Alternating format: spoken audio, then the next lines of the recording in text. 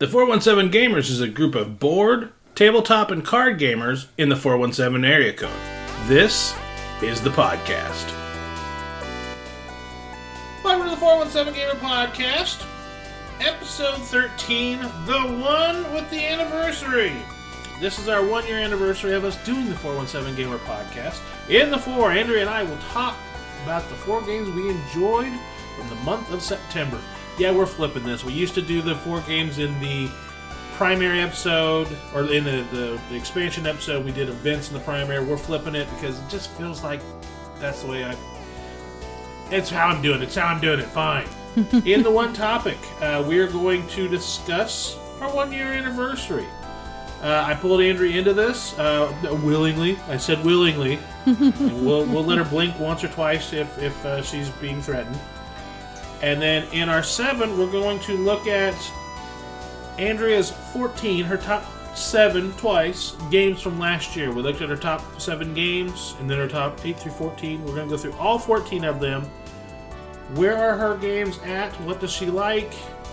And without further ado, this is the 417 Gamer Podcast. Welcome to the 417 Gamer Podcast. My name is Rick. And I'm Andrea.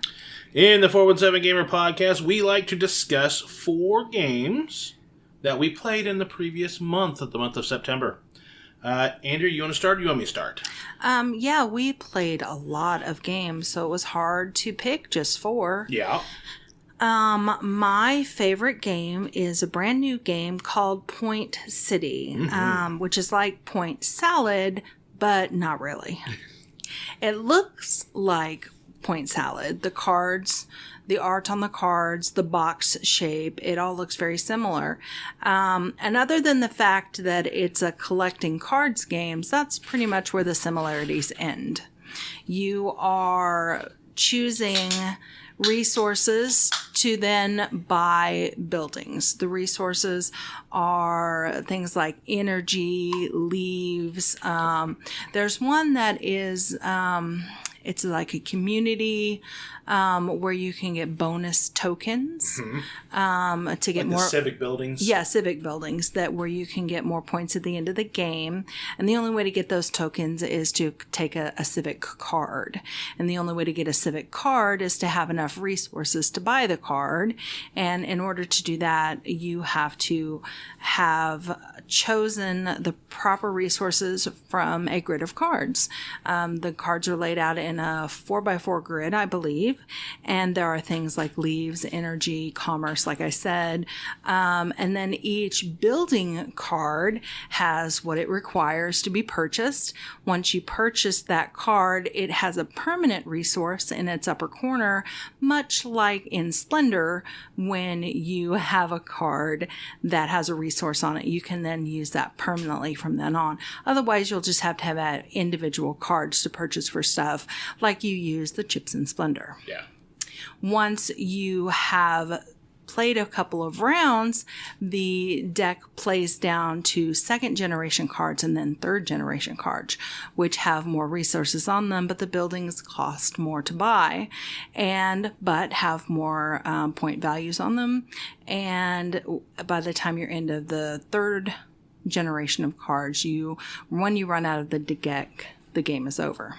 Whoever has the most points wins.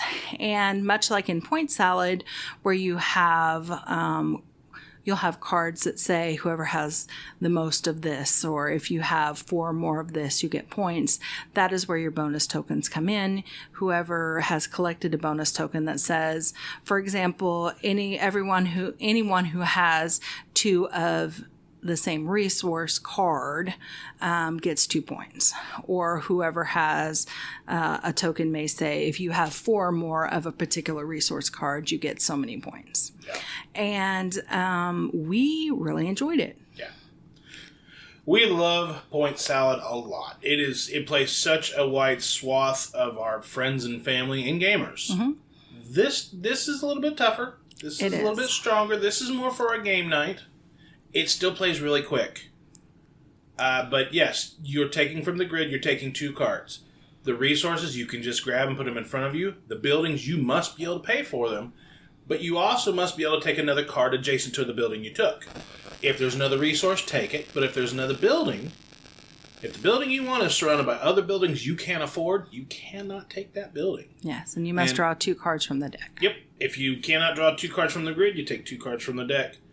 Really enjoyed this. Like you said, every building either has a permanent resource and or points and or has that civic building icon to get you a bonus token. Mm-hmm. There's just so many different things you can go after. Very, very tactically. It's some of those games that the board changes so much it's frustrating. This is a light enough game that you roll with it and you have fun. At least I feel that way. Yeah. This is not one of those tougher games where you're like, I can't, strategize for anything and just get frustrated. But that's me. Yeah. If you don't like a changing board state, this may not be for you, but it goes by so quick. This is like a 20-minute game, 30-minute game tops. Yeah. We played it at 4 players, and it took right at 20, 30 minutes. Yeah. And it was, I felt like it played really good at 4 players. I don't think it'd be so good at 2 players, but we haven't tried it yet, so I don't know. I think that I would consider it, Point Salad is definitely a lightweight game. Yeah. This is a little bit harder, but I don't know if it's so hard to call it a midweight game. It was still on the lighter end of midweight, but definitely a step or 2 up from Point Salad. If you put it in the filler categories, this is a midweight filler. Yeah. We played Furnace that one time, which is the engine building with the cars, but it plays so quick. Mm-hmm. But there's some thinking there. There's some processes you got to go through. Yeah. So that one's a thinkier filler, and so is this. Mm-hmm. But it still has the cute art from Point Salad. Mm-hmm. It has the same box size as Point Salad. Everything goes in there. The deck shuffles. It still tells you to take out certain cards for player counts, just like Point Salad. Mm-hmm. So there are hints of what Point Salad used to be, but they threw that out there and made Point City. It's a fantastic game, and I'm kind of curious since this is the second game in the Point universe for them. Mm-hmm. This is designed by, I think I got the designers on this one. This is designed by Molly Johnson, Robert Melvin, Sean Stankovich. This is published by Flat Out Games and brought to America by AEG. But definitely something I'd like to add to our collection. Yes. Well, give it a couple days. Game that I really enjoyed. We went on a vacation to St. Augustine, Florida. Had a great time. And I was trying to find a game group down there, and I couldn't find one, which is fine. So I went on Board Game Geek and searched the Florida area, and I found out that about an hour south in the Daytona area, there was a group of gamers in the Port Orange area. And they had a game night at Persimmons Hollow in Port Orange. And they said, come on out and play games. So we did, and we had a really good time. We showed them Ohanami, something else, and then we played Cascadia, which we played before. Mm-hmm. And then we played a game that you hadn't played, but I had, Search for Planet X. Mm-hmm.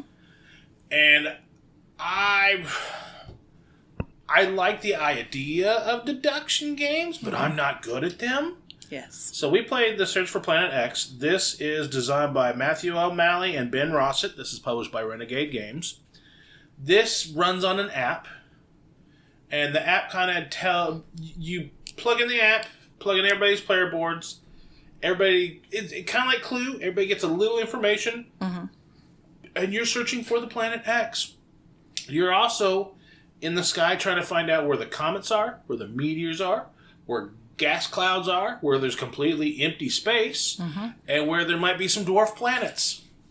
And each sector of the sky can only have one of these items to make it easier for you to find. At least on the easier player board.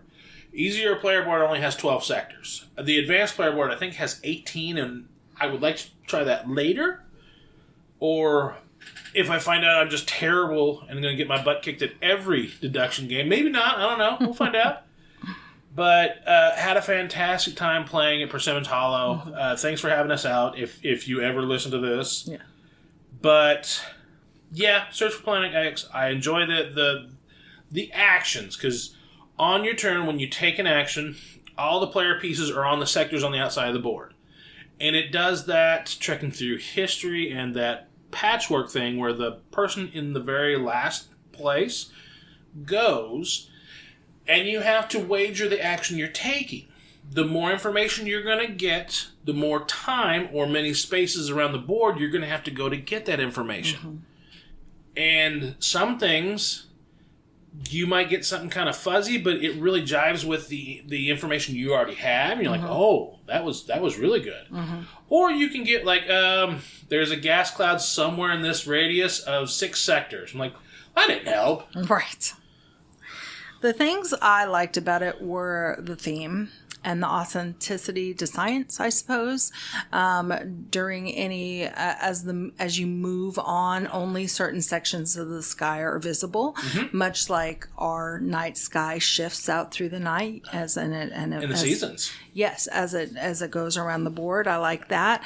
I like how you search for a specific spot in the sky through your telescope for a certain type of object. I like how the app mirrors with the game, where you can plug in your facts and it'll give you some results. Very scientific. I like that very much.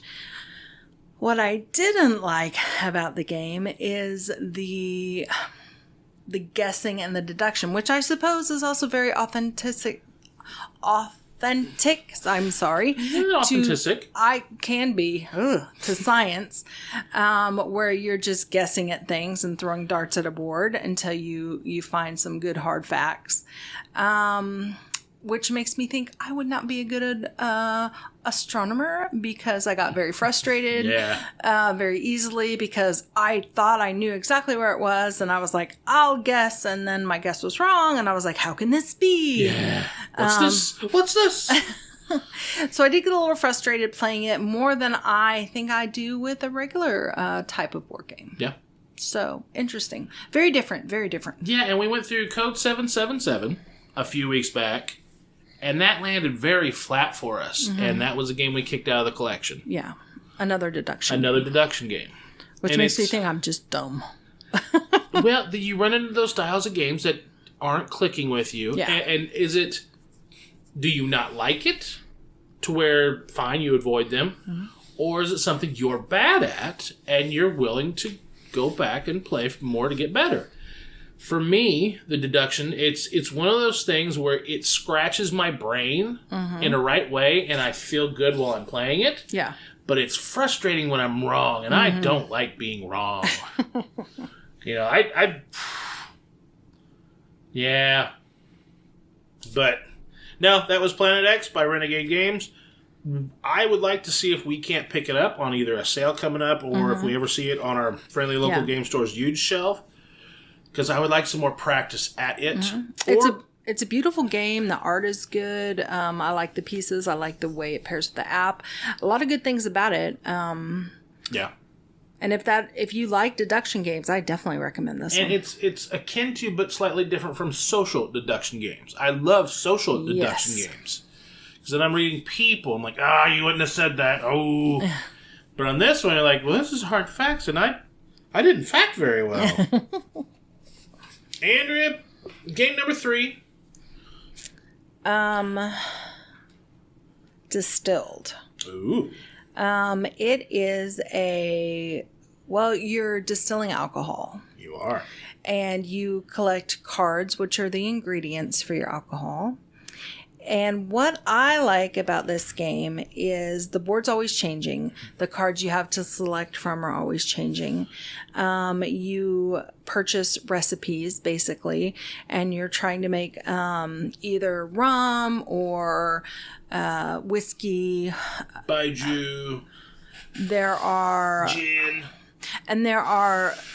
basic beginner for either vodka or moonshine, where if you're trying to make a higher level recipe of like a spiced rum and you don't get the right cards you need, you might end up making moonshine. You collect all the ingredients, and like you would if you were doing a homebrew, you take off the top card and the bottom card of your ingredient cards, and you are left with what's in the middle, which I'm told is the way you make your alcohol. You skim off the top bits that are not good for you, which alcohol is already poison for you anyway, but the stuff that's not good for you. And then the very bottom bit, the sediments, what you don't want to drink anyway. That's brewing alcohol, beer, whatever it is. So you're discarding the top bits that you'd skim off, and you're discarding the sediment stuff that would be left in the barrel anyway. Right, after you've shuffled your cards. So you do not know until you flip your cards over what you've discarded. And you're left with what's in the middle to then try and fulfill a recipe. And you can mitigate that a bit by throwing some. So when you're building the alcohol, as you talked about, you need water and you need yeast. Yes. After that, you need some type of sugar. So if you go plant sugars, then maybe you're making towards a vodka or a gin. No, whiskey. Whiskey is a plant because it was corn. Of course it is. Or some of them required a fruit sugar. Yes. Like a Baiju had a fruit sugar, I think, and there was a Japanese whiskey or Japanese alcohol that took a fruit. The recipes, you only start with vodka and moonshine. You have to spend money to go purchase the other recipes. You see them on your board of what they're going to take, but to have your brewer have knowledge, or your distiller, you have to go buy them. Right. And then once you have brewed your alcohol, you then have to put it either in a bottle and sell it, or you put it in a barrel and age it. And as you age it, part of the game is you collect flavor tokens, which is very much like Harry Potter's Birdie flavored beans, where you don't know what flavor you're going to be given. You get a card, then it could be something wonderful like vanilla. Yes, or root beer, or it could be skunk tail, or dirty socks. Dirty socks. Or it could be a combination. If you age it a second year, you'll have another flavor added on, and you don't know what you get until it's time to sell your alcohol, and then you flip them over and you see what you've produced. Everybody starts with the owner or who your avatar is. Everybody starts with different ingredients. I had Miss Booker. She knows her bourbons, so she's got Kentucky bourbon, so your character has a specific recipe tied to them. You still have to pay for it in a way. You also can unlock their specific ingredient that will go in there. And then they have your monies or anything else that they start you with. Kind of like viticulture. Yeah, kind of like viticulture. Then your player board, you have 3 spots up top that are expansions to your distillery, which you could put people in there that help you brew. You could have machinery to help you distill and brew. And then at the bottom, you have your distilling room where you put your ingredients that you're going to get ready to brew. You have your pantry where you put your hardware, which your steel barrel, your wooden barrel, and then your glassware that you might, whenever you're ready to sell, you're going to put in a glass. Yeah. You start with a very basic bottle. Yeah. But you can purchase with your money glassware or bottles that are worth more points at the end of the game. And they're fancier, and depending on what type of alcohol you've brewed, you can put it in different containers. Like you can get a green bottle with a worm in it.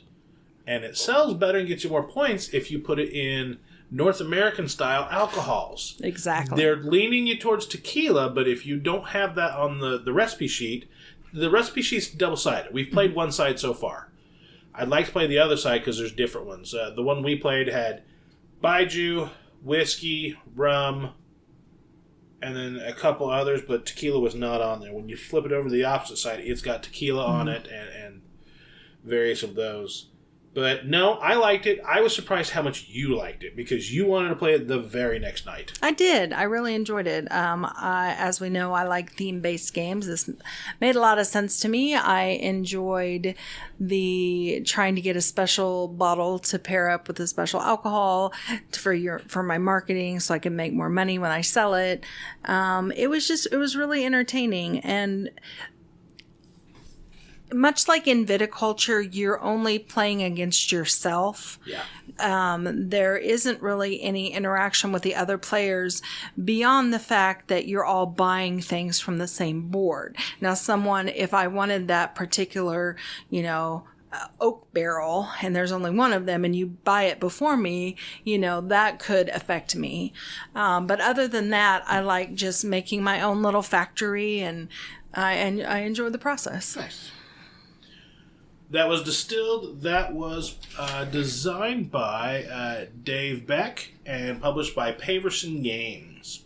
The fourth and final game that we're going to talk about in this segment is going to be Brikks. This is designed by Wolfgang Warsch and published by Stronghold Games. If you've heard of Wolfgang Warsch, you're one of us. And if you haven't, you probably played one of your games, even if you just dipped your toe into this hobby. If you played Quacks of Quedlinburg, you played a Wolfgang Warsch. If you played That's Pretty Clever, Double Clever, Triple Clever, Clever Forever, Wolfgang Warsch. If you've played Illusion, the little card game with everything, kind of you're trying to get the colors. Yeah. Wolfgang Warsch. If you've played Taverns of Tiefenthal, Wolfgang Warsch. He has so many good games. Mm-hmm. So I made a challenge where we were trying to get our unplayed shelf down to single digits by the end of the year.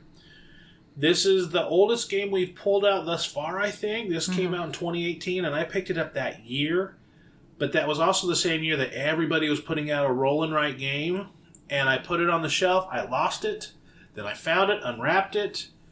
Then I lost the rule book's been lost somehow. And then I lost it again. And then whenever we came back from this last Moon City Con, it popped up.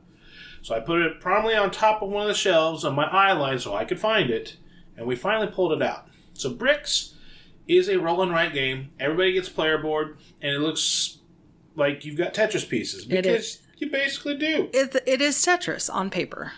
You have a color die that will dictate what color piece you're gonna play. The white piece is the T-style piece in Tetris. Mm-hmm. The red is the zigzag right. The blue is the zigzag left, or that might be flipped. The green is the L piece left, and the yellow is the L piece right. And then the black is both the long Tetris piece and the cube at the same time.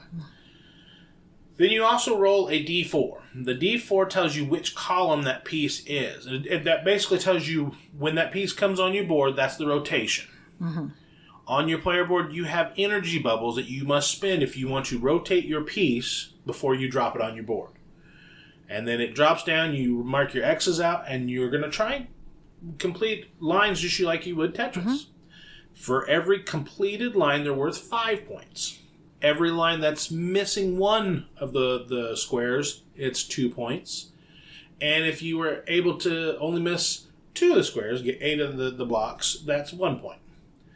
The first 5 lines are just regular points. And then the next 4 lines are double points. And then that last one is worth 4 times 4 points. Mm-hmm.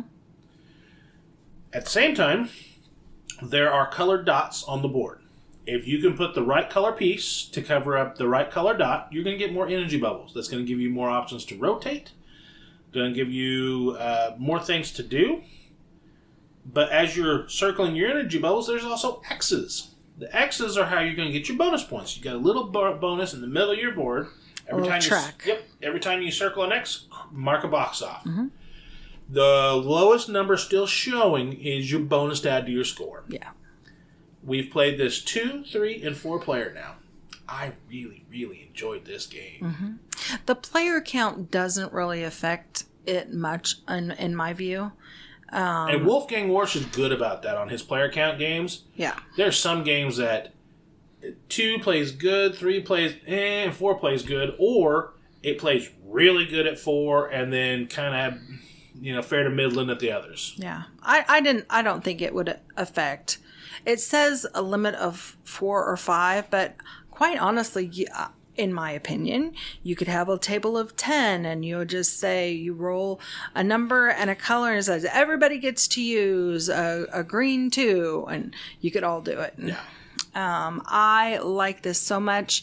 There are also bombs on the right-hand side. You get 3 bombs that if a piece is rolled that you cannot use at all or don't want to, you can use a bomb to blow it up. Saved bombs at the end of the game are also points. Mm-hmm. The first bomb you use is worth 1, so it's not that bad to lose. The next one you lose is 2 points. You're like, I don't want to lose 2, but depending on how bad that piece is, I mean, if all you've left is the skinny block to get you a Tetris, and somebody's picking a zigzag, screw them. I'm going to bomb that piece. Yes. And then the last that 4 bomb, that's the hardest one to use. Right, because it's worth 4 points. It's worth 4 points. And to the energy bubbles, if you can save up 5 energy bubbles, you can use 5 all at once to create any Tetris piece and put it on your board that you want, which could be worth a lot of points. Mm-hmm. But it takes a really long time to save up 5 energy bubbles. It sure does, especially because you're using so many of them just to rotate your block. Mm-hmm. You got the green L and it's laying on its back, and you're like, I kind of need it standing up, and you might have to spend 3 bubbles to move it over because you have your player board, and then you have the back of the player board as another sheet, and that shows you where all the pieces are. As a 1, it's in this orientation. As a 2, it's this. 3, this. 4, that. Mm-hmm. There's 4 possible orientations. And as far as I read the rules, it did not show it wrapped. No, so you have to. If you get a 4 orientation and you really need it to be the first orientation, you're spending 3 energy bubbles to rotate that sucker. But that's the tension in there. I really want 1 because that works best, but can I use it as it is somewhere else and get away with saving up the bubbles? Especially if you're setting up for one of those Tetrises. Yeah. If you're able to clear multiple lines in a turn, you get to cross off more X's. Yeah, bonus 2 points. lines gives you an X, 3 lines gives you 2 X's, and I think 4 lines gives you 4 X's. Yeah. Which is quite a few X's to get you a bonus. Yeah, it does. But yeah, Stronghold Games, Brick, I'm sad that it took me so long to pull this off of our unplayed shelf. Mm-hmm. But I'm telling you, we call it the pile of possibilities because, man, we've played out some games and we're like, as much as we like the new shinies, there's been some hits out of the unplayed shelf. Mm-hmm. And some really, really good ones. There's been some misses. Like, sure. You know what? I bought this because of the reviewer talked it up and they're like, oh, it's the best one. I'm like, oh, good, I want it too. And then they're like, this is not the best one.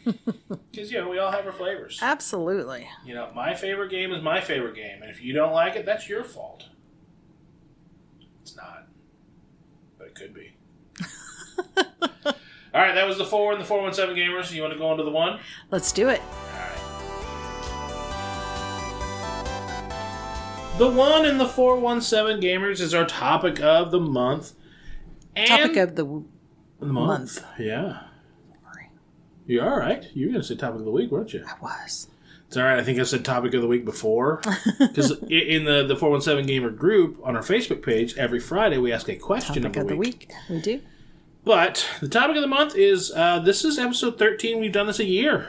Yes. I drug you into this. I drug you into board gaming. I drug you into a relationship. And I drug you into recording. And I've enjoyed all 3. Good. So, any observations over the last year of playing and recording? I can say that I now understand why when we first started playing games, you would say, this is too light, I'm not enjoying it. And I would say, well, the light games are just fun. But you didn't look like you were having fun. And then the hard games, you looked like you were having fun. I'm like, oh, this is hard. How is this fun? I don't want to do hard stuff. Now I understand. Yeah. Because I now enjoy the heavier games, the harder games, are fun. You just have to have enough practice to understand what you're doing. Yep. And now I will look around when we're having game nights at a pub or a local game store, and I don't look for the easy games anymore. I look for the harder games now because I do enjoy them. Yeah. So my taste in games has evolved quite a bit in just 12 months. Yeah.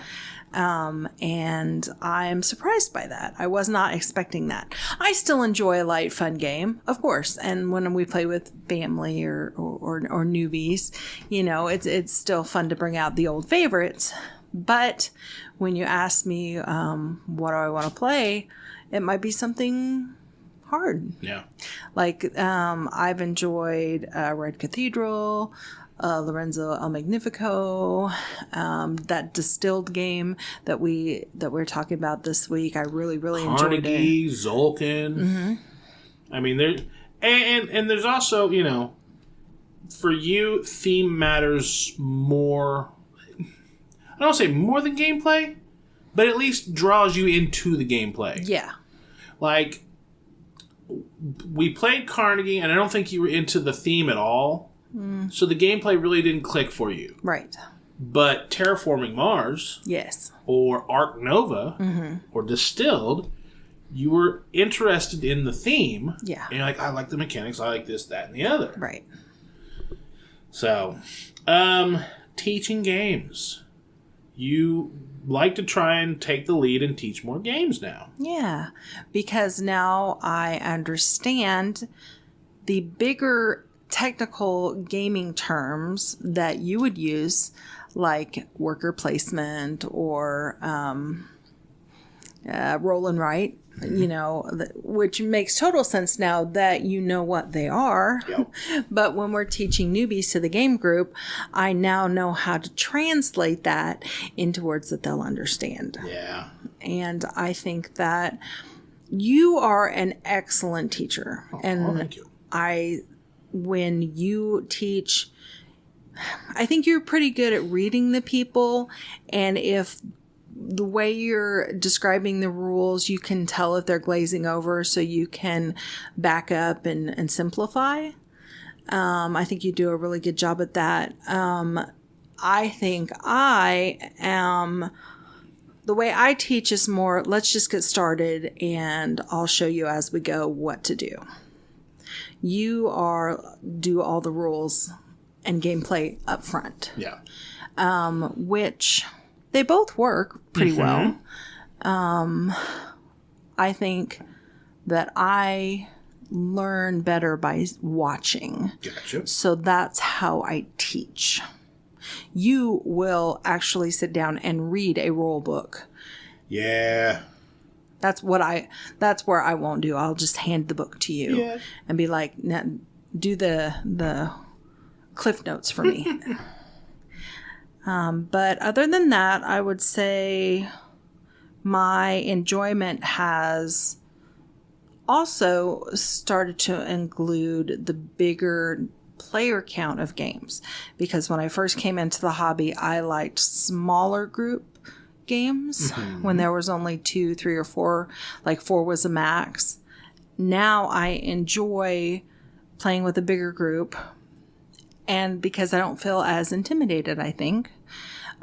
So if someone's playing a 6-player game like Terraforming Mars or something, I might have been too intimidated to play at that table before, right, even if I liked that game, because I think I didn't want to embarrass myself, partly, and it's no fun to flounder in front of other people, especially other people that are competent and going along like nothing's wrong. Right.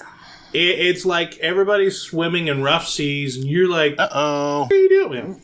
How are you doing this? I'll have to bleep that one. Right. How are you guys doing this? Yeah. And I'm over here blubbing. Right. Yeah, I've got 4 points, and Catherine's like 19, 20, 21, and I was like, I don't even see how that's possible to get that many points. Yep. You know? But now, some of the games that just hand you points, and you kind of like, yeah. I want to work for them a little bit. At the start of next year, I want to play Age of Steam, because we have that on our shelf that we got from Geekway at a killer price. Mm-hmm. And maybe it should have been added to the unplayed shelf, but I didn't, because it was an opportunity thing, and I have no designs to play it until next year. Yeah. Because we have some friends in our group that go to Age of Steam conventions to play games. Yeah. To play like secret maps, and especially some people are designing their own maps and stuff. But looking forward to the next year. Oh, absolutely. Are any topics that you would like to try and tackle that we haven't yet? I would like to go to a couple more of the bigger conventions, the couple of the bigger board gaming conventions. Okay. We've been to Geekway a couple times now. So try and hit like BGG Con, Dice Tower, or maybe Gen Con? Absolutely. Or Origins. Origins is early summer. Mm-hmm. Which one is the one where they release a lot of the board games? Gen Con in August. Gen Con. I think that would be really fun. Okay. I'm overwhelmed sometimes at how many new games that there are. It seems like every time we turn around, there's more games. And that doesn't even include the Kickstarters that we see. And you kickstarted your first game. I did. It's not the heaviest game, but... It's a light dexterity game that is strings on a grid where you have utensils that you're trying to heist out a treasure from the strings or lasers. Mm-hmm. And if you bump a laser, the alarm goes off. Yeah. So I'm really excited about that. It looks really cool. It's very large. It's called Tiny Laser Heist. Yeah. I showed it to you, and you're like, oh, we should get that. I'm like, if you like it as much as I think you do, I'm going to let you kickstart your first game. I did. I also kickstarted 2 games. Well, okay, I went in with somebody to get the expansion of Planet Unknown. Right. Because we want the expansion. We also want the cover for our Lazy Susan. Yes, we do. Because, man, that sucker... You don't even have to turn that sucker on its side. If you just hit a little speed bump, those pieces just go bleh. What did I kickstart? Fromage. It's a worker placement with a Lazy Susan board where you're making cheese. Like, it's worker placement. It's cheese. And it's a weird rotating board. I've got to play it. Right. And then the Iron Rail series from Capstone Games. We have the first 3. Mm-hmm. We have Irish Gauge, Ride the Rails, and Iberian Gauge. And we've enjoyed all 3. I think we both agree that Ride the Rails is our favorite. I like it the most. But I do like Irish Gauge. It's very easy to teach and get through. And I think it plays really well 3 to 5. Mm-hmm. Iberian Gauge, I need to play more. I think I like it at 4 and 5. I don't think I cared for it at 3. Yeah. The next one I think is called African Rails. And it has expansion boards that'll come with it. So I'm excited by it and what it does. Mm-hmm. But going forward, what games are you wanting to try and tackle in the next year? Gosh, well, I'm sure there are games I want to tackle that I don't even know exist yet. Sure. The new ones. I think that when we go to the conventions, I really enjoy the play to win. Mm-hmm. Because we will have a lot of games come out that we have never played before, and we try and learn them real quick, and then we have a chance to win them. Yeah. So that is very exciting for me. I don't know why I like it so much. I think it's that. It's the winning part. It's the gambling part. It's also playing the new game part. So I really enjoy that part. Yep. BGG Con does that. I think Dice Tower Con does it, and Geekway does it. I think at Origins and Gen Con, they're primarily release and play. So I don't know that they have a play to win. I know they have a library that you can go in and play the games. But, is there any specific game on the horizon that you like, I really want to get that played?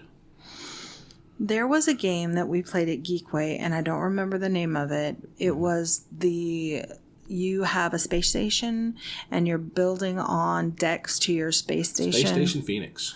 That was really enjoyable. And we did not, it's a very long game with a very long setup. And we only got to play a small portion of it before we had to turn it back in and leave for the day. So I want another shot at that one. Okay. It was very Star Trek-y to me in that you've got aliens out there and you're I had the deciding... racists. You did. Or at least they were humans, and I got more points for just having humans. Yeah, your point card just said all humans on all decks. You got more points. And I was like, why are you being so racist over there? It was terrible. Apparently it was the American spaceship, and they're like, you want any aliens? No. What about blue aliens? No. What about gold aliens? Are they worth more than Americans? Oh. No? Okay, no. My point card had to do with a certain number of aliens on each level, each ring of the space station that as I would build out. So I was trying to have a certain number in certain sectors of my space station. It was really interesting. I liked it a lot. It is a table hog, and I think of all the games we've ever played, this was the largest part of the table covered up because every ring of the space station at a 4-player count, it was a table. It was huge because all these pieces are laid out for everyone to look at, because when it's your time to buy, anyone can choose from any section, and you put them all out in the beginning, and it was massive. But I really enjoyed it, and I like another shot at it. Nice. Yeah, the last year's been very fun recording this. I was recording a kind of a geeky themed podcast with some friends, and I play more board games than I read comics than I watch stuffs.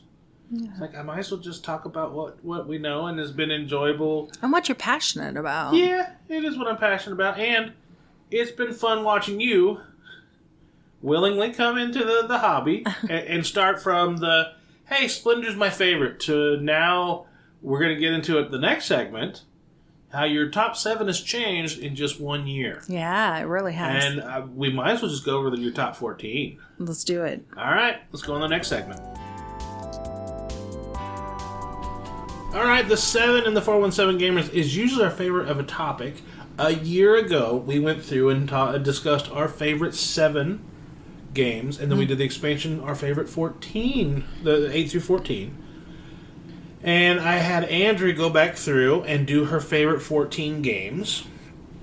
And I'm going to call off. She'll let you know what her 14 is now. Mm-hmm. And we'll discuss what it was. Andrea, what is your number 14 game now? It's dropped a lot, but that doesn't mean I still don't like it. It does. It's crap. Splendor Marvel, which I burnt Rick out on, I'm sure.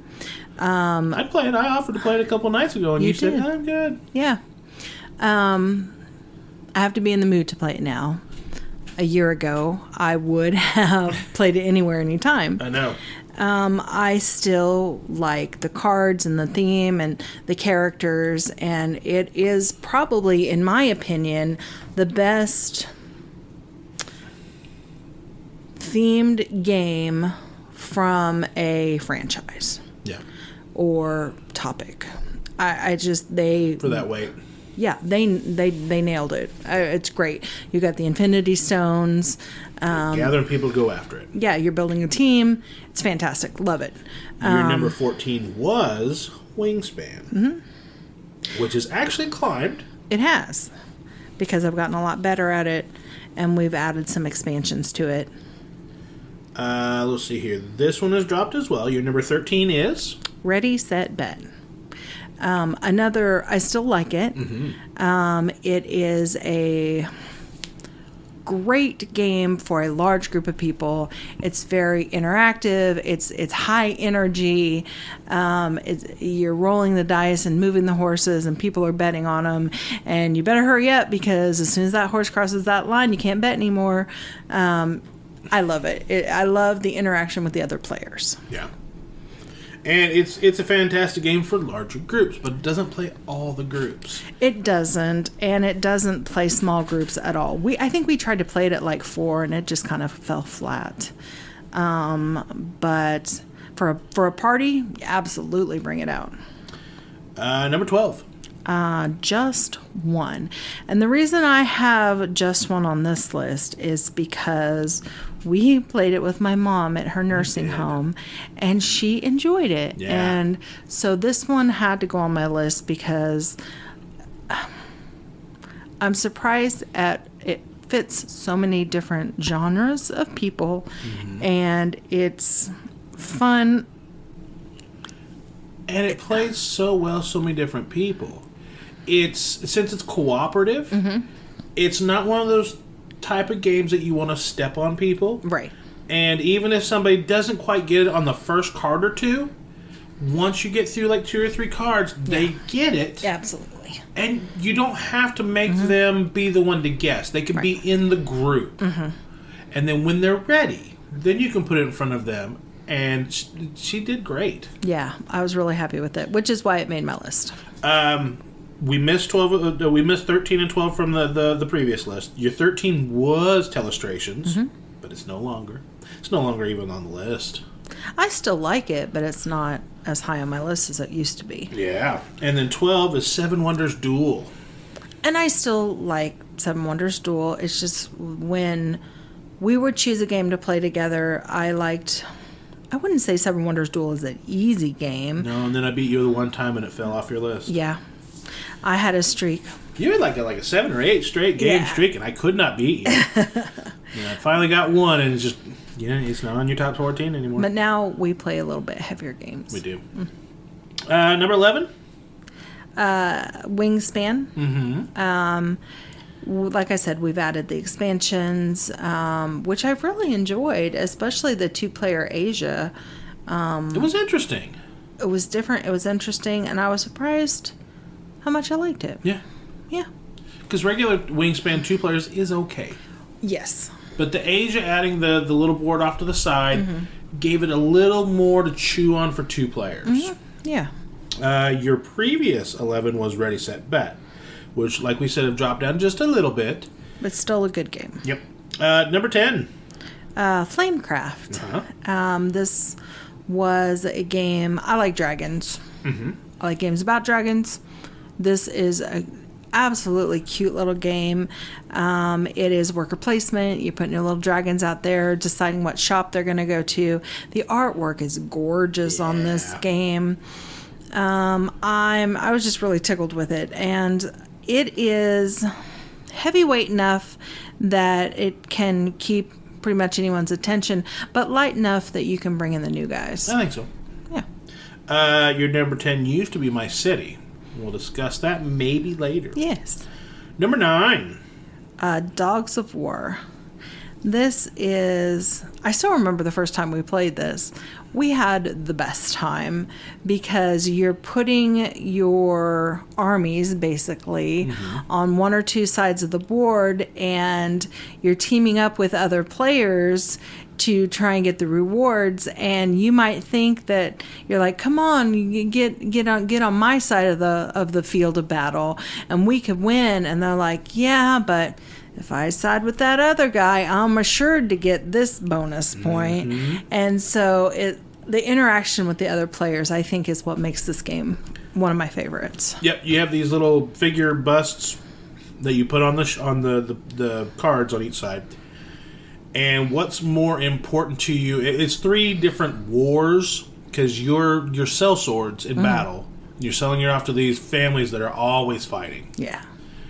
Like the O'Malleys, the Malloys, the whatever, the Talbots, and whatever. You shuffle them up. Those are the families fighting that year. And you and I may be fighting for the Talbots against the Malleys over here, but the next family and the next one over, because of either placement bonus or just because the points that are involved, you and I might be on the opposite sides. Yeah. Like, all right, let's help each other here. And you're like, why are you against me now? Well, Because that gets me 5 coins and it gives me another army card to play. Right. And I'm almost out. And you might think you have it all wrapped up, and then someone you knew for sure was going to side with you is like, I'm going to go with them. And you're like, no, how could you? And then every player has their own little power. Mm-hmm. Like, one of the guys can betray himself. He can play on both sides of the battle. Right.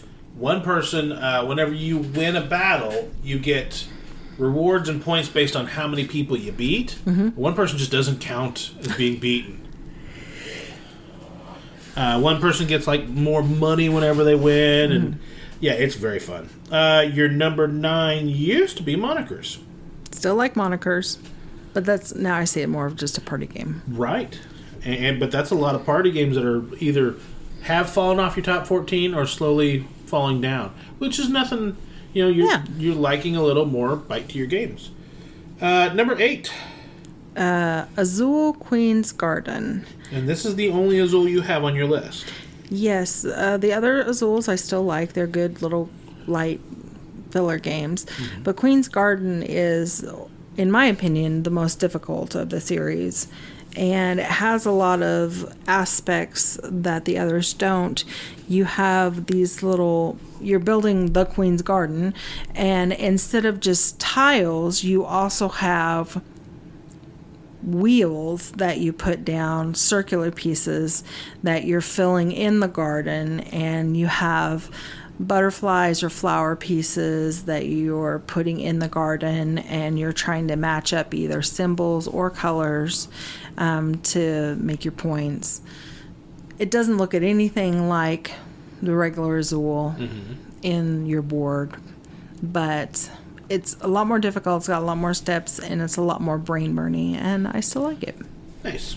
Your number 8 used to be Cascadia. That's also fallen off the list. Yeah. Nice game. Is it too simple now? I still enjoy it, but I'm not going to go looking for it, I think. Number 7. Would be in the next segment. We're still doing it in this one. Are we? Yeah, all we're right. gonna do it all in one. We're gonna try and for our expansion episode, we're gonna try and get Hawk Holman to come on and talk about Geekmas coming up in December. Yes. And then for our 7 in that one, we're gonna talk to him about his top 7 games. Very cool. Well, in that case, my 7 is now Concordia, and we've started playing that 2-player several times. There are a lot of different boards that we can play, so it does change it quite a bit each time we play. So we have all the Concordia. Yes, all of it. I have all the Concordia, and I almost have it all twice, because I have Concordia, and then I have all the expansions for Concordia, and then I bought Concordia Venus, and then I bought the Venus expansion to my Concordia, and then I started buying the expansions for my Concordia Venus. Why would you do this?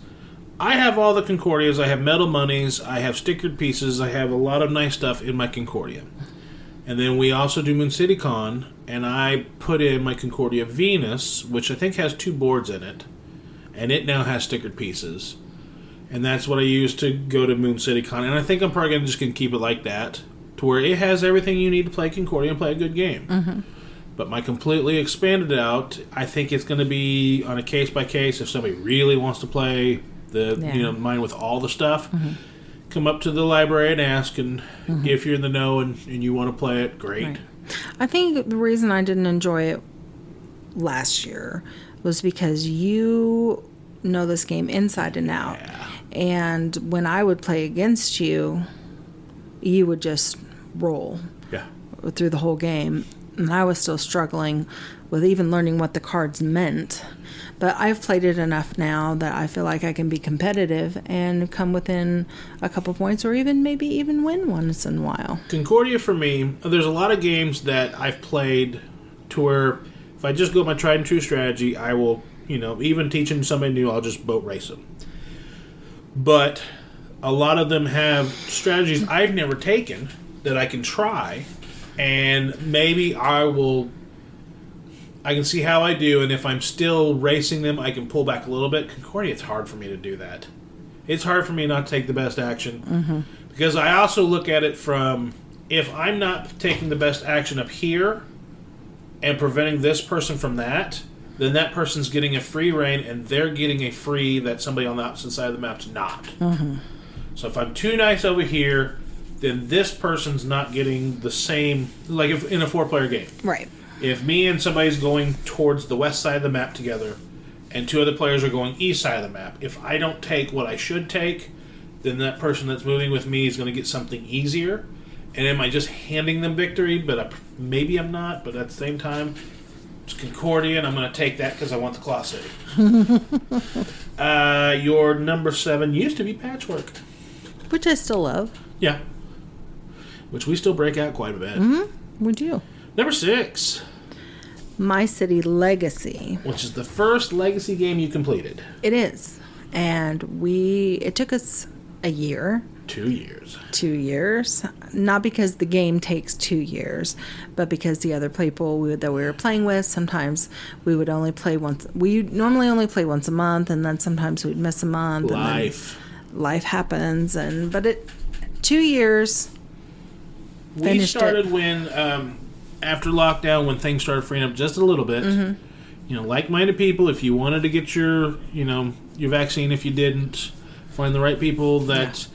We limited our bubble. We have family and friends that are, have medical conditions. Conditions, and we really, paid attention to what protect them and what we're going to do, who we're going to do it with. Yeah.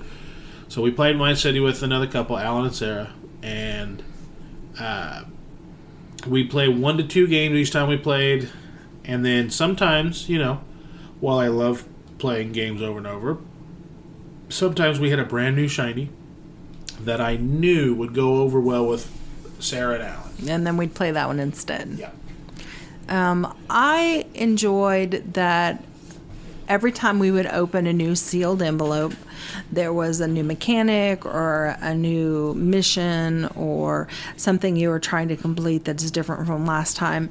So it wasn't just repetitive, playing the same game over and over and over. Yeah. It's My City, because you're building city. You're starting with open field, where you're trying to build around rocks and trees, and then at some point you find a gold mine, and then you have to build a railroad, and then you've got the churches with extra bonus points, and it really evolved. Your board evolves. You put stickers on your board as you build different things. It was fun to see it evolve like that. That was my first, like you said, my first time playing a legacy game. Yeah. And I'm glad that we did. I really enjoyed it. And I don't think it's so hard that any family or group couldn't just jump right into this. Your previous number 6 was Hard Cards Against Humanity. That's not on your list at all? It is not. I still think it's a fun game, but it's not on my list. Number 5 is Istanbul, and I did not know you liked it this much. I do. I picked it because I still lose by 1 turn, and by God, I'm going to get to where I win at some point. You want to win by 1 turn. Yes, exactly. And I tried to download it on my phone, but it's so small you can't really see all the little pieces. Yeah, it's better played on the tablet. Yeah. But I really think I'm doing good. This is going to be the time. And then somebody's like, I win. I was like, no, I just needed 1 more turn or 2 more turns. But that's what makes a good game. Yeah. Your number 5 used to be Azul Queen's Garden, which has gone down the list, but I still like kind of been replaced by maybe bigger games because your number 4 is not necessarily, I think it's about the same weight-ish. Yeah. What's number 4? Quacks of Quedlinburg. Yeah. And I don't think you had played it quite yet whenever we made the list last year. Yeah. I love the theme of this game. I like... Potions? What? No.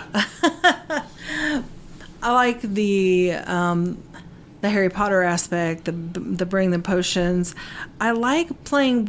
It seems like whenever we play this game, we play it with different people. Yeah. Like we don't play it continuously over and over with the same people.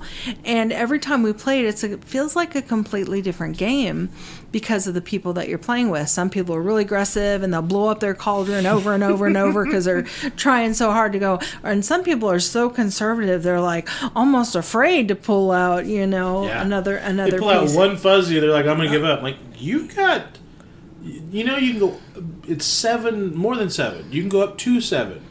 Yeah, but if I pull 2 more fuzzies, I'm like, yeah, you can still pull 2 more fuzzies and you're fine. Yeah. So I really enjoy the even though you each have your own board and you're brewing your own potion, there is some player interaction. The reason why you like that is the reason why I like Hob and Gut so much. Yeah. Because every game, for me, feels completely different. Mm-hmm. How aggressively are we going to mess with this stock market? How much are we going to donate to charity? Are we really going to give them the best stocks? Are we going to give them piddly stocks? Till we find out that one person that's over donated, now we have to go up to their level. Your number 4 used to be Terraforming Mars, but we might be talking about that in the next spot. What's number 3? Terraforming Mars. Yeah, so Terraforming Mars has climbed. It has. I still really enjoy it. I have it on my phone.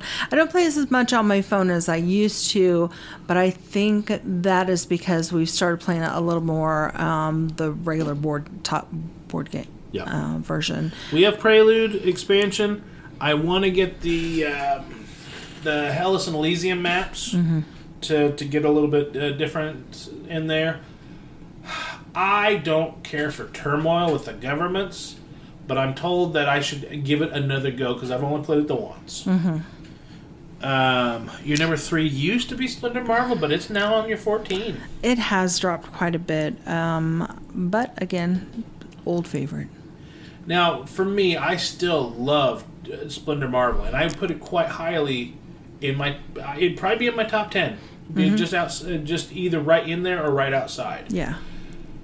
The reason why I don't want to pull it out all the time is because I got so burned on regular Splendor and Azul and some of those other, gateway games. Right. We played them, and I'm like, I don't want to touch them anymore. Yeah.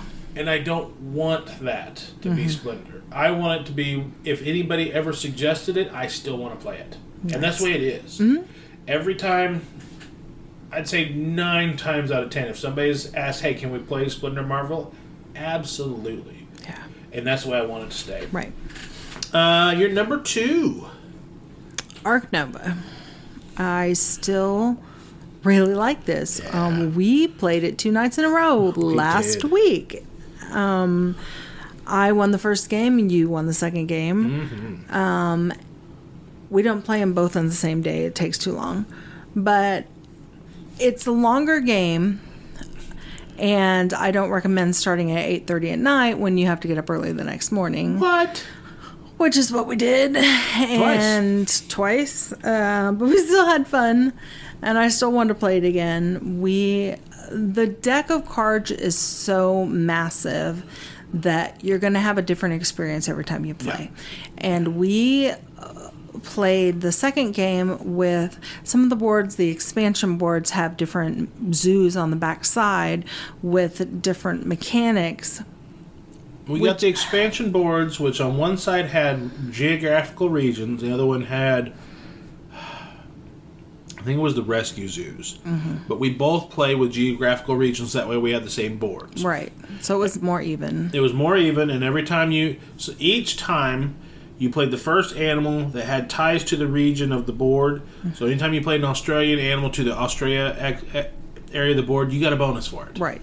But I didn't think the bonus was all that great. And quite honestly, the normal regular board, when you cover up different squares that have bonuses on that, I would rather have had those. Yeah.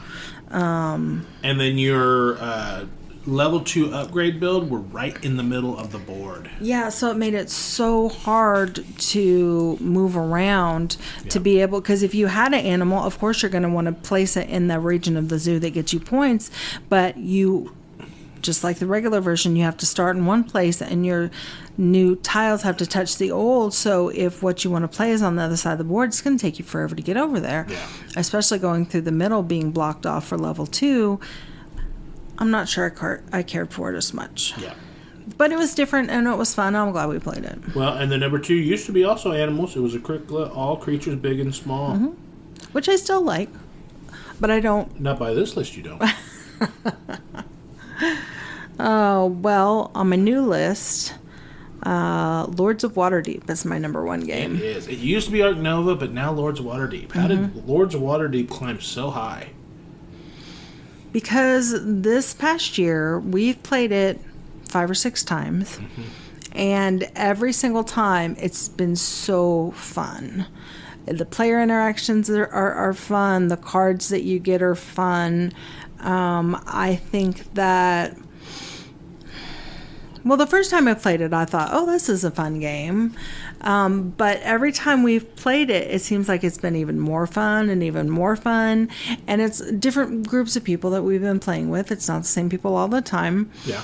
And when I made this list, I thought of if I were to walk into a room where games are laid out, people playing different games, and I was walking around looking at games, which one would I pick? And if Lords of Waterdeep was laid out and they're like, you need another player, yes, I would be love to play. And that's why it became my number 1. Nice. Your number 1 was ArkNova. It's only gone down 1 space. Still love it. We've got Lords of Waterdeep up here, which you now teach. Yes. And it plays such a wide variety of peoples. Oh, yes. Especially on our game night. If we have brand newbies out, if you're coming up to a game night, I assume you are willing to learn games. Mm-hmm. And I think Lords of Waterdeep is perfect. It's going to do 2 things. It's going to tell me where your level is. Because if you're a much heavier gamer, a lot of people will either do really well at Lords of Waterdeep or yawn during Lords of Waterdeep, which I'm fine. If sure. It's not yours, it's not yours. Yeah. But new people, either they'll really struggle to pay attention the first couple rounds to figure out what they're doing, and then they'll start catching their stride. Mm-hmm. Or you'll find out that they're sinking, and depending on the player count, if it was 4 players or less and somebody was sinking, I'm willing to put it away and pop out something else. And we've done that maybe 4 or 5 times. Yeah. Seen that everyone's not having a good time with not Lords of Waterdeep, no. but different games where it was either over their head or they're not enjoying themselves. We're like, you know what? Let's make this the last round and we'll pull out something else. Yeah. No, we can finish this. I'm like, no, we got an hour. Yeah. And I'm looking at frowny faces. Well, I wouldn't try to be frowny face. I'm not saying you necessarily. I said I'm looking at frowny faces. Yeah. I don't try and single anybody out. Right. And I don't think it's necessary to finish a game if everybody's not enjoying it. So, in another year, so next October 2024, we'll take a look at your list again and see where we're at. I look forward to it. All right. Well, that was the 417Gamer podcast. Thanks from Rick and Andrea. And we'll see you next time. Goodbye. The 417Gamer podcast is recorded and produced by Rick Bagwell and Andrea Smith. The music we use, Kind, Gentle, Beautiful Person, and Making Up for Lost Time. Those songs were recorded by Origami Replica. For links to the music and our show notes, head over to the Facebook page at Hobby Gaming Network. Come play games with us in the 417 area. 417 Gamers is our Facebook page. We're also on Meetup and all that stuff. Next episode, the expansion. Hopefully we can get Hawk on here. We can find out what a Geekness is and what his games are. But until then, keep gaming in the 417.